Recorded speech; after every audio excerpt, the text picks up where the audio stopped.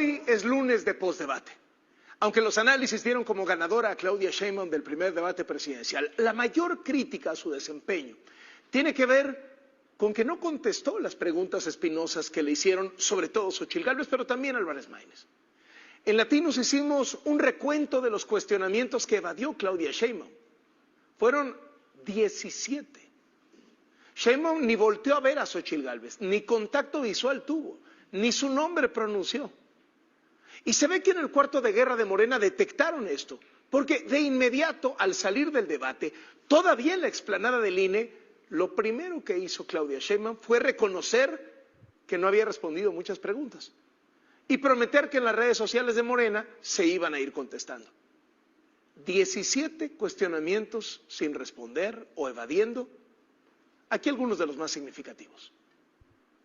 Claudia, cuando estuvieron los manifestantes de los papás de los niños con cáncer afuera de Palacio Nacional, no hiciste absolutamente nada, te quedaste callada. ¿Quiere contestar, candidata Claudia Sheinbaum? No, que conteste. Candidato Maínez. A Claudia se le olvidó hablar del colegio Repsamen. Es increíble, Claudia, que por tu indolencia hayan muerto 19 niños y 7 adultos. Un año antes, Claudia, tú tenías los elementos para clausurar ese colegio y no lo hiciste. Siempre he estado del lado de las víctimas y de la justicia durante toda mi vida. El caso Repsamen, como seguramente otros que va a plantear la candidata del PRIAN, los he aclarado, inclusive ha habido justicia. Lo que es deleznable realmente es lucrar con el dolor de las personas. Tú te defines como científica, pero te olvidaste en la pandemia. Le diste un medicamento para piojos a los pacientes de COVID cuando no había ni sustento científico ni médico. Yo te pregunto, ¿cómo es posible que hayas permitido que trataran a seres humanos como animales de laboratorio? Y solamente digo que es absolutamente falso lo que plantea. Fue fentanilo que se compró durante la pandemia, que es una medicina que era fundamental para poder poner los respiradores. Pues preguntarle, no me contestó por qué le dieron ivermectina, que es un medicamento para piojos, cuando no estaba aprobado. Cuando las 7 de cada 10 dependencias del gobierno de la Ciudad de México no han transparentado los contratos de los últimos 5 años. Es falso que no haya transparencia. Pero permítame hablar de la línea 12 y quiero saludar hoy a Daniel Hernández, una víctima de la línea 12, Claudia. O es otro caso de impunidad, absoluta impunidad. El estudio de DNB dijo claramente que una de las causas raíz fue el mantenimiento. Sí, son muchas cosas por aclarar, quizá no tenga tiempo para aclarar todo porque si no, no voy a poder decir. Pero mejor lo voy a decir antes. Vamos a hablar de la corrupción, porque lo peor, además de ser mentirosa, pues es ser corrupta y ser mentirosa. Vamos a hablar de los contratos de la candidata del PRIAN. Seguramente recuerdas a Luis Francisco de Ella Oropesa. Si quieres voltear a verlo, Claudia, él era tu brazo derecho en la línea 12, aquí estás con él en el grupo INDI, lo contrataste como subsecretario. ¿Saben cuántos contratos ha ganado Grupo INDI con tu delegación, con tu jefatura de gobierno y con el gobierno federal? 66,000 millones de pesos. A rato de Ella Oropesa es funcionario, a rato trabaja en el Grupo INDI. ¿Qué querías que ocultara? 66,000 millones. Eso es una corrupción monumental. Explícale a los mexicanos. Y yo te pregunto, Claudia, contéstale a los mexicanos. Con las evidencias que hay de la corrupción de los hijos del presidente, ¿los investigarías a él, a sus primos y a sus amigos de contratos millonarios? Y si tiene pruebas, que las presente ante el Ministerio Público. Hay información de los Panama Papers donde tu familia no tiene una, sino 3 empresas en paraísos fiscales para evadir impuestos. El abogado que utilizó tu familia fue abogado de los delincuentes, del crimen organizado. Te pregunto, contesta, ¿sí o no tiene tu familia? Todo lo que está diciendo la candidata del PRIAN es absolutamente falso. ¿Cómo creerle a una mentirosa? Este gobierno decidió no investigar las casas de Bartlett, decidió no investigar a Rocío Nale, ha decidido no investigar. Por cierto, Claudia, te digo, yo ya presenté una denuncia con las pruebas. Todo México ha oído videos inmorales de que no importa que el balasto no cumpla con los estándares de calidad, ya si se descarrila el tren, eso es otro problema.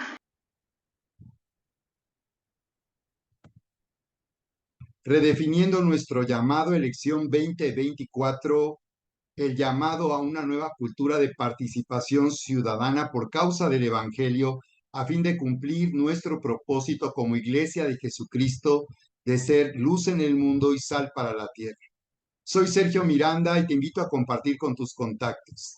El propósito de esta serie es hacer una profunda reflexión de la manera en que estamos cumpliendo, en el tiempo que estamos viviendo en México, nuestro llamado como Iglesia de Jesucristo, de ir y hacer discípulos a las naciones y brillar como una luz en medio de la oscuridad y ser sal para la tierra.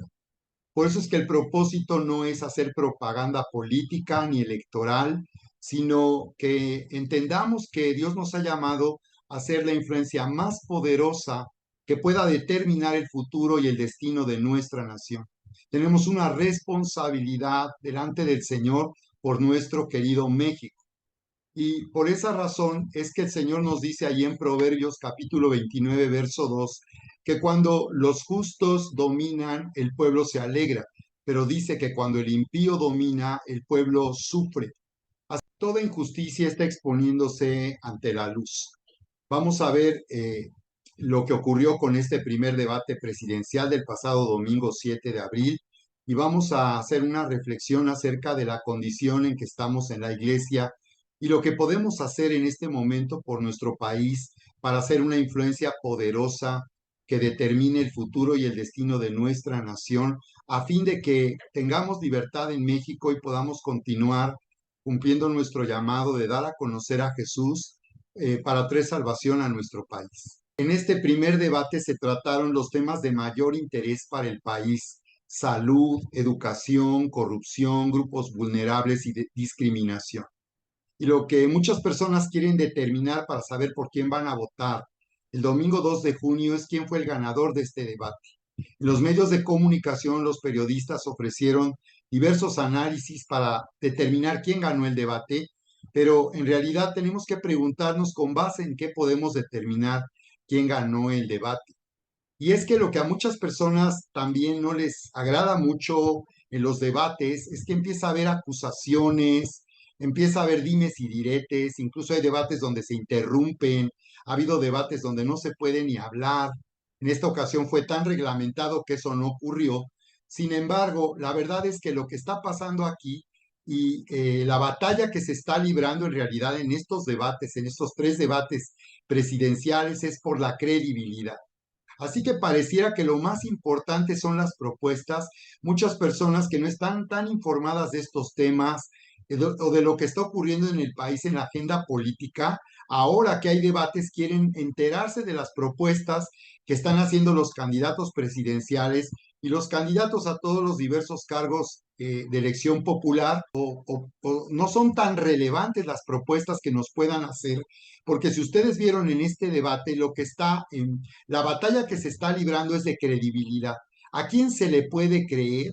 Porque, bueno, pues se hicieron una serie de propuestas en todos estos temas de tanto interés para el país. Sin embargo, la pregunta que hay que hacerse es, ¿a quién se le puede creer en realidad? ¿Quién tendría la credibilidad para saber que, pues, al llegar al cargo de la presidencia de la República, en verdad va a hacer todo lo que ha dicho? Y para comenzar, el actual presidente Andrés Manuel López Obrador dice haber hecho 100 compromisos en campaña y dice que ya cumplió 99 compromisos. Y esto es algo que resulta muy sorprendente, que ya cuando están terminando su periodo, los gobernantes nos digan que cumplieron todo lo que prometieron. Sin embargo, nuestro país, en estos 6 años ya de gobierno de López Obrador, estamos viviendo en una situación terrible, verdaderamente indignante, de inseguridad, de corrupción, de rompimiento del orden constitucional, que pone en peligro ya la democracia en México. Así que por esa razón es que las propuestas que nos pueden hacer, pues en realidad no son tan relevantes si consideramos de quién provienen, quién hace esas propuestas y si tienen credibilidad.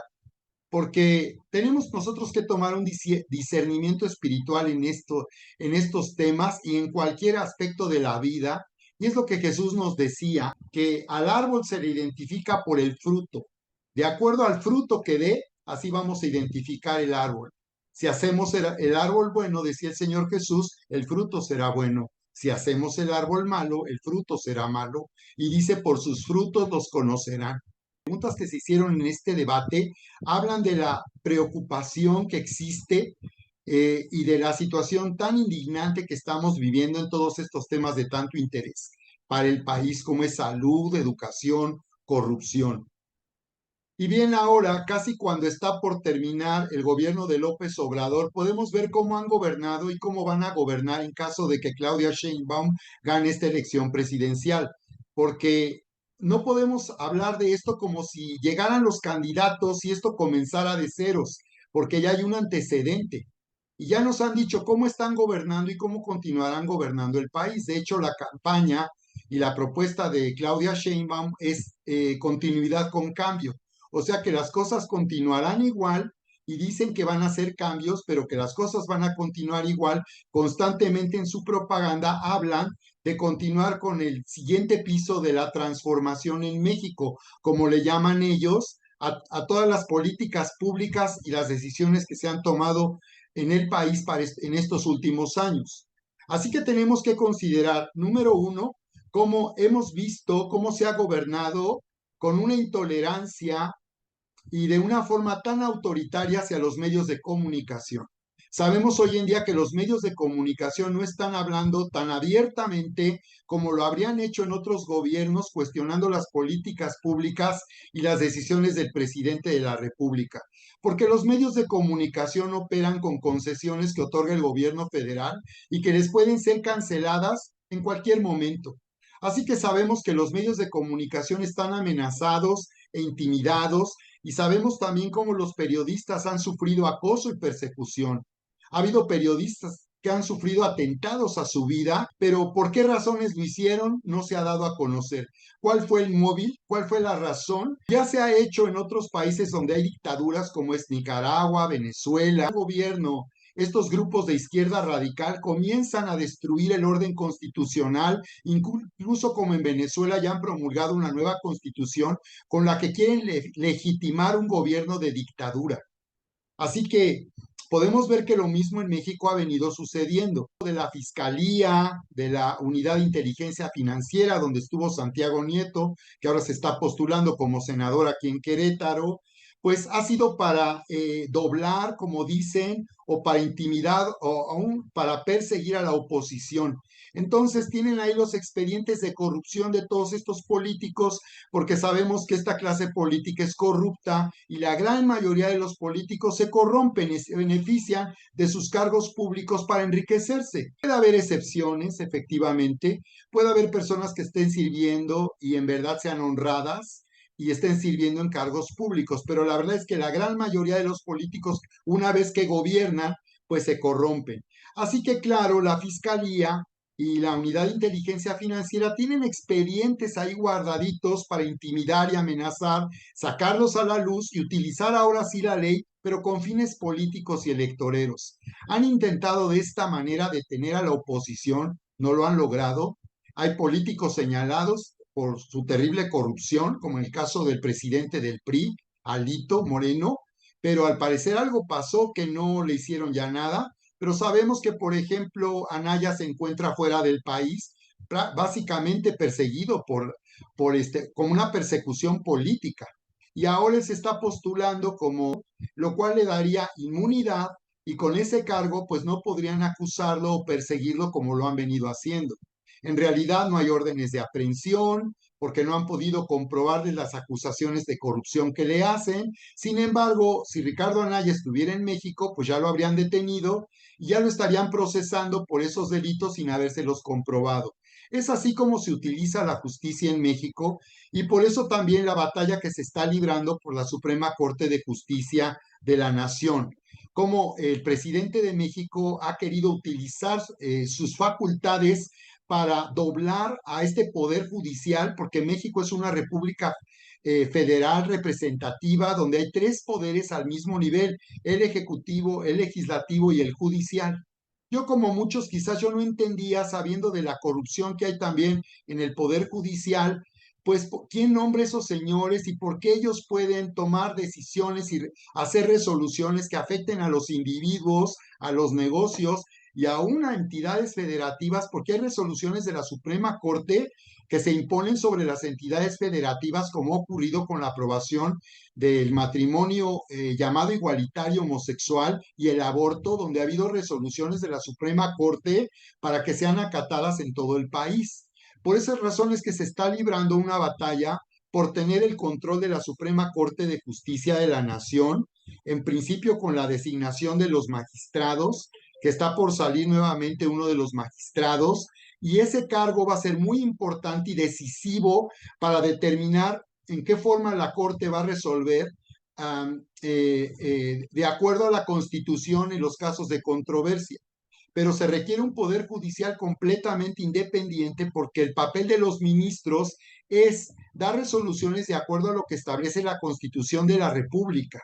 Así que por eso no es conveniente que ellos sean nombrados de forma electoral, porque si los partidos políticos toman el control de esos cargos, obviamente los votos de los magistrados en la Suprema Corte no va a obedecer al acatamiento de lo que ordena la Constitución, sino a los dictados de los partidos políticos que los llevaron a esos cargos, pero sobre todo del presidente de la República.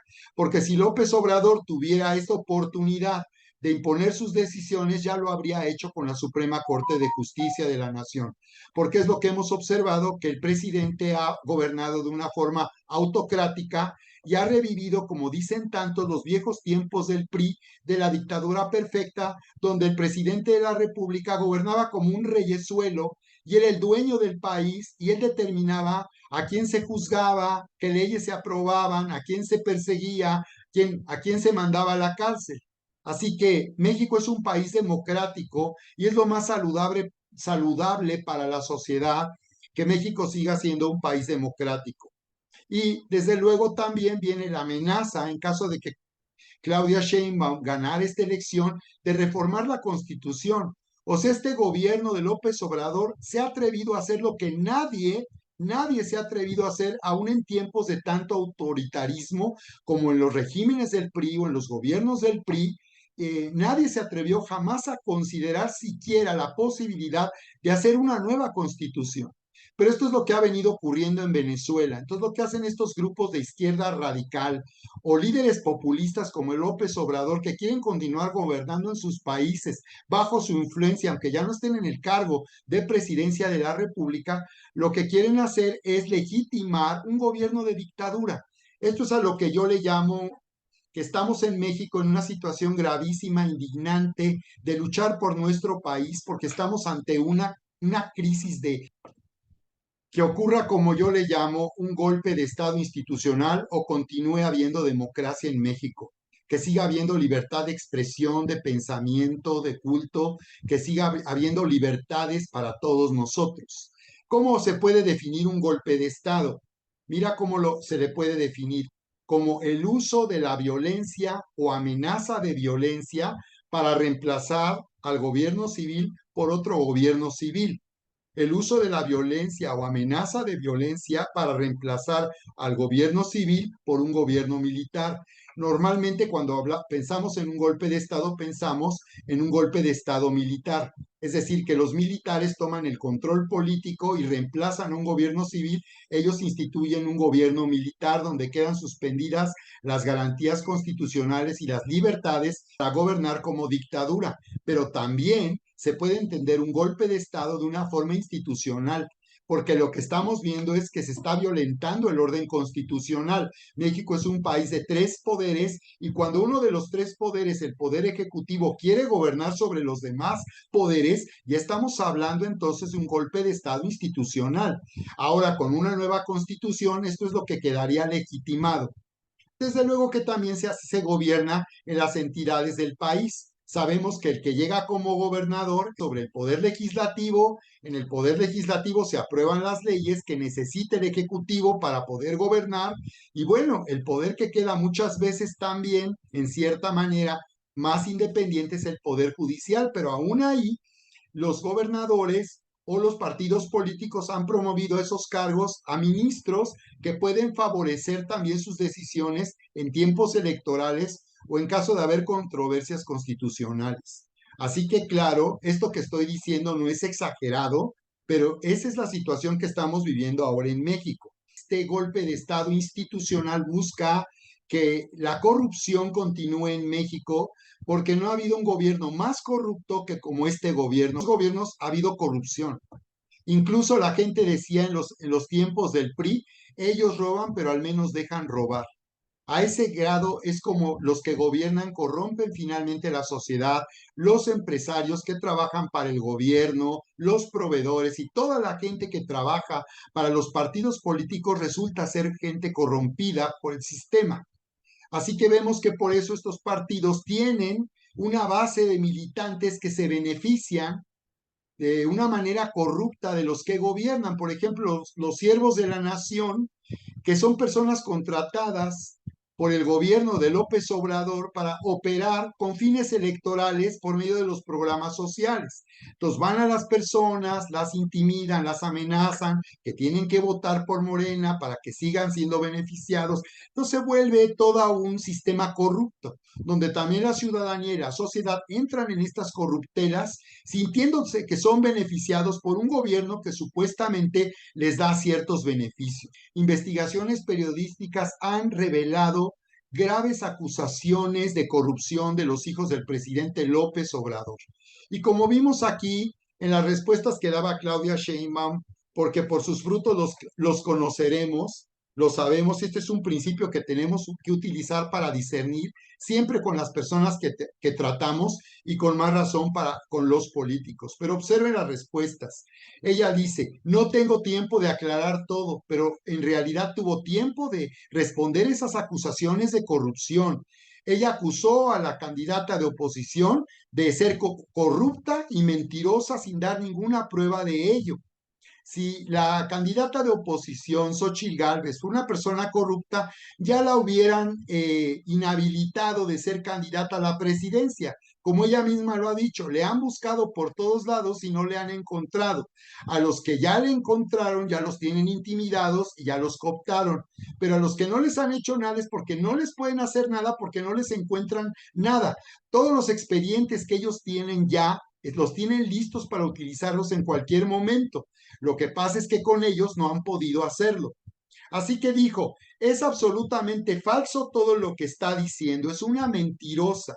Entonces ella responde de esa manera para quitar y no responder a las acusaciones tan graves de corrupción en su cargo como jefa de gobierno de la Ciudad de México y ahora como candidata de Morena. De hecho, hay investigaciones periodísticas muy serias que revelan las conexiones que hay del narcotráfico. Ella dice algo realmente terrible que no la podría dar como ganadora del debate cuando la candidata de oposición, Xóchitl Gálvez, le cuestiona y le dice, ¿vas a investigar a los hijos del presidente? ¿Y qué dice ella? Si tiene las pruebas, que las presente ante el Ministerio Público.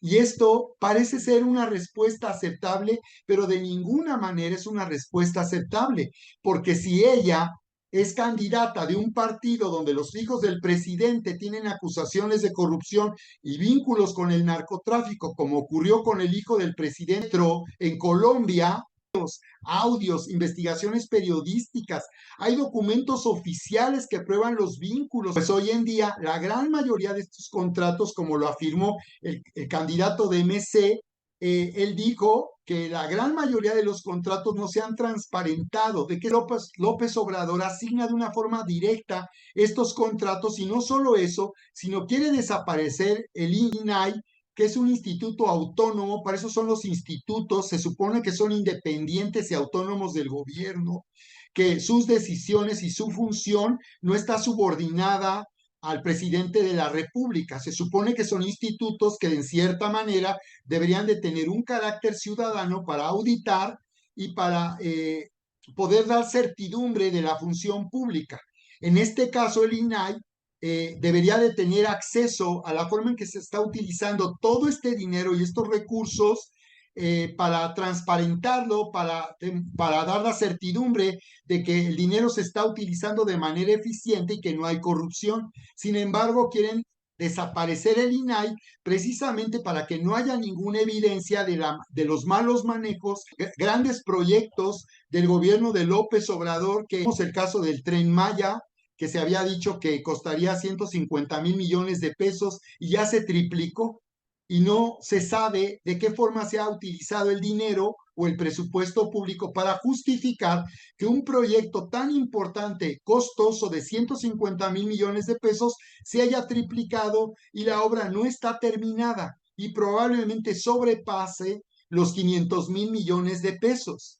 Son obras inconclusas, sin terminar y con incompetencia, donde hemos oído de que se desploman, se descarrilan, que provocan graves accidentes. Desde luego lo de la refinería de Pemex, es una empresa quebrada que ya no está pagando impuestos, como por mucho tiempo financió el presupuesto del gobierno federal. Hoy Pemex en el último año por lo menos está exenta del pago de impuestos y ahora es una empresa subsidiada. Ahorita Estados Unidos está haciendo investigaciones por la manera en que se está trayendo gasolina de Estados Unidos, de la refinería que México compró en Estados Unidos, para traer a México y meter combustibles sin pagar impuestos. El gobierno de los Estados Unidos trae también su propio expediente en contra de López Obrador y los líderes de Morena, como el presidente Morena, Mario Delgado, porque los están acusando de vínculos con el narcotráfico y en este caso lo que se le llama como el huachicoleo fiscal, o sea que se están robando el dinero en vez de pagar impuestos. AIFA pues es un aeropuerto que no funciona, que resultó más costoso y que pues no está dando respuesta a la necesidad. Realmente la gran mayoría de la gente sigue volando a través del Aeropuerto Internacional Benito Juárez.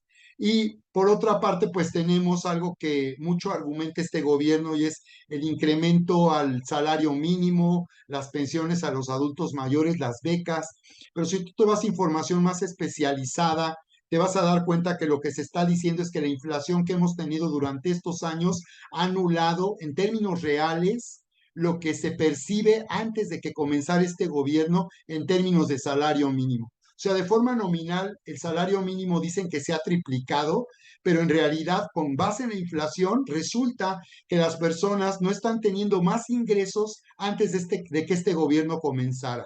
Hay una estadística que utilizan los economistas y han advertido que las personas están gastando más dinero en alimentos durante este sexenio que antes y que esto es un indicador de pobreza, que cuando la gente dedica o destina más de su presupuesto para alimentos, está indicando que pues la inflación en términos reales pues ha hecho que los incrementos de salario pues no signifiquen que hay un mayor ingreso y se vive mejor. El precio de la gasolina en su gobierno iba a ser de 10 pesos, que México iba a tener un sistema de salud como Dinamarca de primer mundo, y todo esto que se ha dicho en realidad podemos ver que no tiene credibilidad, a causa de intereses personales seguir gobernando al país o también para evitar que en el futuro haya acusaciones de corrupción, porque estas acusaciones se pueden demostrar y esto haga que los que hoy gobiernen terminen en la cárcel o sean procesados por acusaciones en los Estados Unidos, como ahora ocurre con García Luna. Recordemos que a García Luna se le dio por parte de la CIA y del Departamento de Estado de los Estados Unidos, se les dieron medallas de reconocimiento por su labor como secretario de Seguridad en el gobierno de Felipe Calderón, y cuando cambió la situación, ahora ya está siendo procesado, ya fue juzgado en los Estados Unidos. Así que también en Estados Unidos le tienen un expediente guardado y desde luego que por eso veremos que los candidatos de Morena, como el gobernador de Morelos, ya renunció a su cargo porque lo que busca es ser diputado federal para tener fuero y evitar ser procesado o que le perjudiquen acusaciones de corrupción o de vínculos con el narcotráfico en su gobierno. Y desde luego que también hay situaciones graves ocurriendo en los otros partidos, como tenemos el caso en el estado de Guanajuato, donde todavía gobierna Acción Nacional, y pues es un narcoestado Guanajuato, donde el gobernador al parecer está atado de mano, estado de Jalisco, donde está Enrique Alfaro. Así que por sus frutos los conocerán. Así nos decía el Señor Jesús. Si identificamos el árbol, podremos saber qué fruto nos va a dar ese árbol. Si el árbol es malo, el fruto será malo. Y sabemos que finalmente finalmente, sí, la clase política en México, como en todo el mundo, está corrompida y sabemos que no solo en México, sino también en los Estados Unidos hay vínculos con el narcotráfico, no desde ahora, sino desde hace mucho tiempo. Sin embargo, estamos ante una situación todavía más peligrosa y es de perder en México nuestras libertades, que México deje de ser un país democrático, puede poner en evidencia la corrupción o los vínculos con el narcotráfico. Sabemos que los periodistas que exponen a la luz los vínculos con el narcotráfico del gobierno son amenazados, son asesinados. Tenemos en este momento, en esta campaña electoral, como nunca antes se había registrado una terrible violencia política. Todos los candidatos de todos los partidos políticos, en todos los casos, están siendo amenazados, han sido asesinados. Podemos ver entonces que el narcotráfico quiere determinar en México quién va a gobernar, que México se ha convertido en uno de los países más violentos del mundo. Han documentado que es tanto las muertes que hay en México por causa de la operación de los cárteles del narcotráfico, como si fuera un país que estuviera en guerra. El miércoles pasado, 17 de abril, que es el día más violento que ha habido en México y que esta marca no se había roto desde el 11 de junio del 2023, con más de 100 homicidios en un solo día. Aquí tenemos la percepción de inseguridad que hay en México hoy, de diciembre del año pasado, el 59% al 61%. Esto quiere decir que sigue creciendo en México y seguirá creciendo en México la percepción de inseguridad, de que la gente siente miedo de viajar en carretera, de salir a la calle, siente miedo de ir a su negocio, sufrir la extorsión de los grupos de delincuentes. Y bien, les decía yo que el pasado miércoles 17 de abril se consideró el día más violento de este año, con 101 asesinatos, de los cuales Guanajuato sigue siendo la entidad donde hay mayor número de asesinatos, en este caso, en esta fecha, con 14, Tabasco 13, Veracruz 9, Estado de México 8 y Ciudad de México 7. Y desde luego las ciudades más inseguras que hay en México. Es indignante, es aterrador lo que estamos viviendo ahora en México. Constantemente las noticias, los reportes que escuchamos, el presidente López Obrador se está quejando de que se está magnificando en los medios de comunicación y que se está exagerando constantemente cuando reportan lo que está ocurriendo en cuanto a los homicidios y la violencia que se vive en el país por causa de la operación de estos grupos criminales. Pero eso es lo penoso y eso es lo lamentable, que el presidente todo el tiempo está diciendo que ya se pacificó el país, que las cosas están bien en México, pero lo que se está viviendo en la realidad es totalmente diferente, como ocurre aquí con estas ciudades de Fresnillo, Naucalpan, la ciudad de Zacatecas, Chilpancingo en el estado de Guerrero, Cuernavaca, Morelos, donde nos están diciendo que casi 9 a casi 10 personas tienen miedo de salir a la calle, tienen miedo de sufrir por causa del secuestro, la extorsión. Responder este llamado que sentimos muchos de parte de Dios para participar activamente en lo que va a ocurrir con esta elección presidencial, porque como hemos comentado, hoy en día 1 de cada 10 personas en México decimos ser cristianos. Y nosotros, la iglesia, podemos ser una influencia tan poderosa como ha ocurrido en otros países de Latinoamérica y el mundo, donde la iglesia se ha activado para ir a votar y participar activamente en la política, y esto ha hecho posible que efectivamente cuando los justos dominan, el pueblo se alegra. Así que en primer lugar, sé que estamos orando por nuestro país, para que México siga siendo un país de libertades, venga temor sobre los que ahora todavía gobiernan. Creo que este es un tiempo que debemos de responder con intercesión y un clamor en todo nuestro país por nuestra nación y clamando para que se detenga la mentira, el engaño, la corrupción, la violencia. Y por esa razón es que sí creo que el voto que nosotros debemos emitir el próximo domingo 2 de junio debe ser un voto de oposición y debemos de considerar seriamente los líderes espirituales en esto, un voto de oposición no a favor de cierto partido político, sino un voto de oposición. Estamos viviendo una situación en la que tenemos ahora que votar por el menos peor. Esa es la realidad. No es porque nos pueda representar la oposición o la candidata de la oposición, sino porque lamentablemente las cosas están tan mal y cada vez peor en nuestro país que tenemos que votar por el menos peor y por quien en verdad se comprometa para que México siga siendo un país democrático, un país de libertades, donde se respete la ley y donde se detengan los abusos desde el poder, desde lo más alto del poder político en México. En segundo lugar, considero que es muy importante que los pastores y líderes espirituales abandonen el partidismo,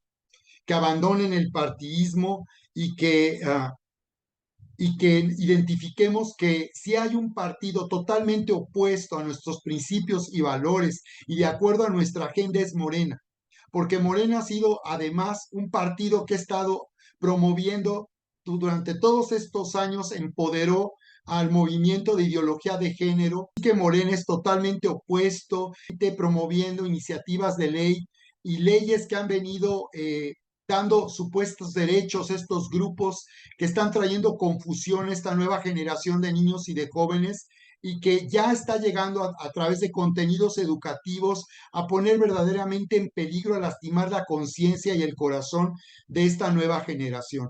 Así que quiero hacer un llamado a los pastores que creen que deben de estar apoyando a Morena y a los candidatos de Morena porque ellos se pueden beneficiar de cargos públicos o porque creen que pueden obtener algún beneficio personal al apoyar estos personajes que se han vuelto populares en la política del país, a que reconsideren y abandonen este partidismo y que no actúen como operadores electorales ni a favor de Morena ni de ningún partido político. Pero yo creo que debemos abandonar todo partidismo, los pastores y los líderes espirituales y solamente abrazar la causa del Evangelio para promover nuestra propia agenda, lo cual quiere decir que debemos de actuar de una manera digna, con honor, y ante los candidatos aún de oposición y los que gobiernan ahora, presentar nosotros nuestra postura basada en la causa del Evangelio. Así que creo que en tercer lugar y hoy más que nunca es necesario que las alianzas de pastores sean convocadas y podamos unirnos porque la iglesia no está suficientemente unida ni organizada para ser una influencia en nuestra nación.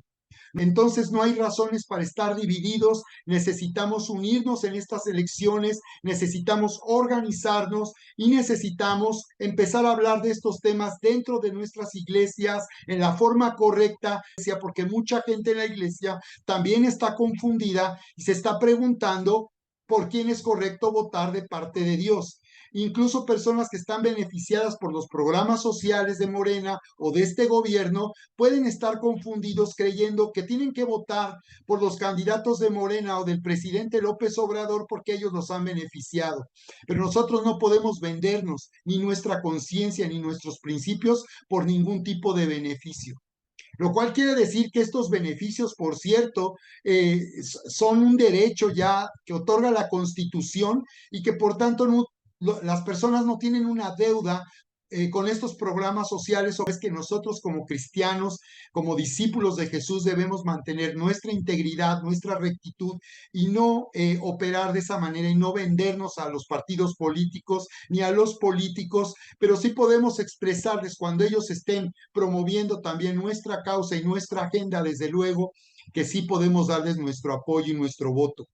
Así que creo que esto es muy importante, que redefinamos nuestro llamado como iglesia, porque ser luz para el mundo significa poner en evidencia quienes están gobernando con rectitud y quienes están gobernando con corrupción, con mentira y con engaño. Es nuestra responsabilidad, somos una conciencia para la sociedad, para el país, porque nosotros los líderes espirituales, los pastores, somos siervos de Dios y no estamos movidos por ningún lucro personal, ningún beneficio personal. Y por tanto el pastor ha demostrado con su vida y con tantos años de servicio en su comunidad que nosotros estamos movidos únicamente por una fidelidad al Señor, y que nosotros solamente y genuinamente amamos a nuestro país, amamos a nuestra comunidad. No hay hombres y mujeres que en verdad amen a nuestro país como todos los que decimos ser cristianos y ser discípulos de Jesús. De lado esas razones doctrinales, creo que sí es necesario hacer foros, y tener un espacio donde nosotros de una forma espiritual y en la palabra podamos hablar de estos temas y podamos también llegar a una unidad en el espíritu y a un acuerdo de cómo podemos participar. Es necesario en este tiempo construir un proyecto propio con todas las alianzas de pastores, una plataforma propia y nuestra propia agenda que también puede impulsar candidatos ciudadanos, hombres que estén siendo capacitados en una escuela de gobierno, en una escuela donde efectivamente, sobre todo, se formen en convicciones personales, que entendamos que la política no es un negocio, ni es para llegar ahí, tener un beneficio personal, aunque yo diga ser cristiano, sino si soy cristiano y soy discípulo de Jesús, para mí el compromiso mayor es con el Señor y servir al Señor por causa del Evangelio. Así que necesitamos por ello levantar una generación de líderes que se levanten desde la iglesia, que sí nos puedan representar, que den cuentas y que rindan cuentas de lo que están haciendo en los cargos públicos, en el Congreso, y que desde luego lo hagan en un acuerdo y acatando todo un programa y una línea de acción acordada por las alianzas de pastores y por los pastores en la ciudad, que nos podemos reunir para hablar de estos temas y definir líneas de acción. Estar sujetos y respetar a las autoridades no es algo incondicional. Dios nunca ha dicho que nuestro respeto y sujeción sea algo incondicional, ni mucho menos de una manera servil. Tenemos que aprender a mantener como pastores y líderes un respeto, pero no de una manera servil, sino dignamente presentarnos ante los que gobiernan, iglesias que tienen mayor número de miembros en México, que tienen mayor membresía. Lamentablemente son ministerios que son los más sectarios, los que menos participación tienen en las alianzas de pastores y los que han alimentado el desplazamiento, que hoy en día es un fenómeno que hay en todo el mundo. Desplazamiento se le llama a gente que se sale de las iglesias y que se va a otra iglesia mal. Yo he oído a pastores que dicen: yo no acepto que me hablen mal, lo cual quiere decir que la gente llega todo el tiempo hablando mal, difamando y con chismes. Hay que redefinir cuál es la razón de que nosotros como pastores estemos todo el tiempo tan preocupados y afanados por tener más y más y más personas en nuestra iglesia. ¿Para qué queremos tener más y más personas en nuestra iglesia? ¿Quieren tanta gente si no somos una influencia en nuestro país? Somos una embajada de los cielos en la tierra que por causa del Evangelio lleva hacia adelante el propósito de Dios de que traigamos salvación a nuestro país. Así que necesitamos redefinir nuestro llamado, necesitamos estar más unidos que nunca por México, por nuestra nación, por esta nueva generación de niños y de jóvenes.